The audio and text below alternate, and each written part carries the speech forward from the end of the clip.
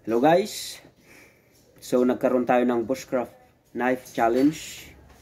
Specific po yung binigay natin na blade specifications. Pero bago natin puntahan kung ano yung mga blade specifications, nais lang nating i-present muna sa atin yung mga output ng ating players.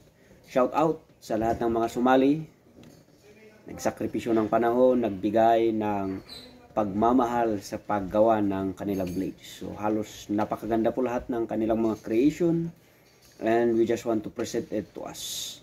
So yung entry number 1 po natin, ito po siya. Yung pangalan niya is Scout Cyborg. So papakita natin. Ito yung output niya.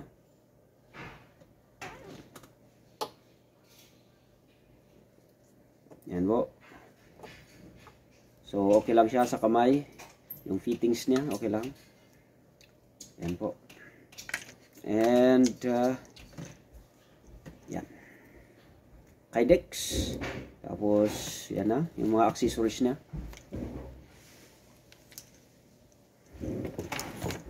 Yung output number 2 natin. Ito po.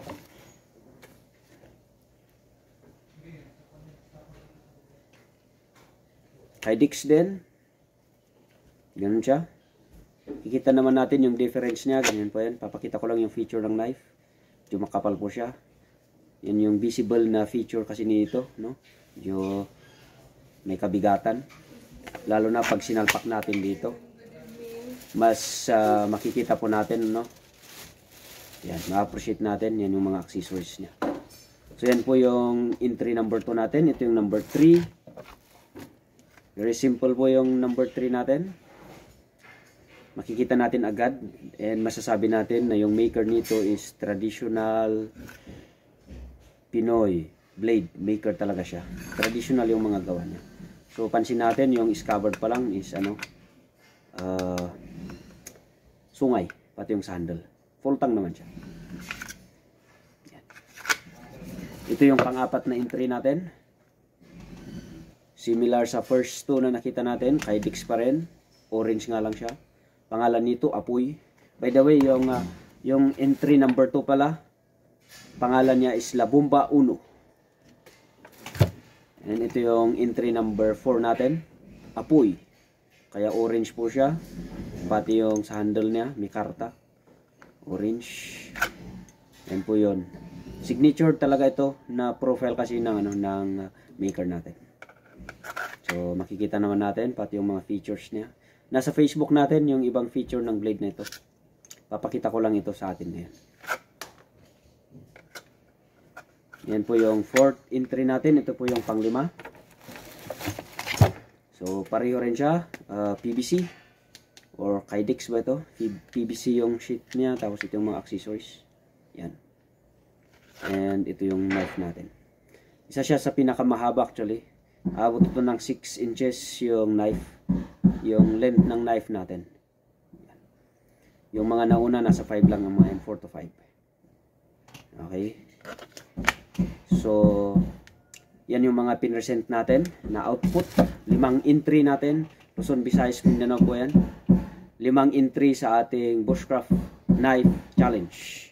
And gusto ko lang ipakita guys, ito yung mechanics kasi na blade specifications na ating hinahanap sa ating specific competition.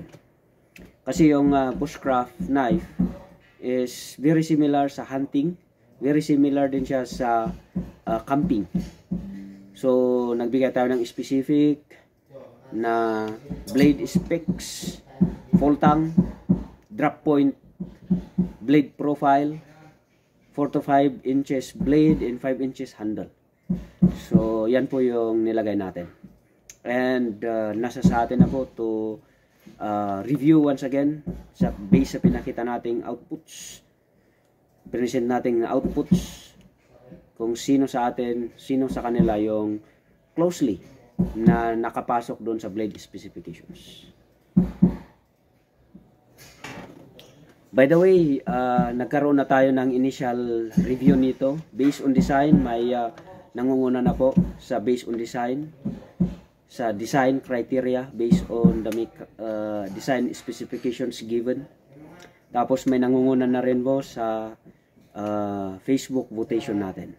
So nasa page natin lahat yan mga katalim. Salamat sa pagsubaybay and shout out sa ating mga players na sumama at sumali.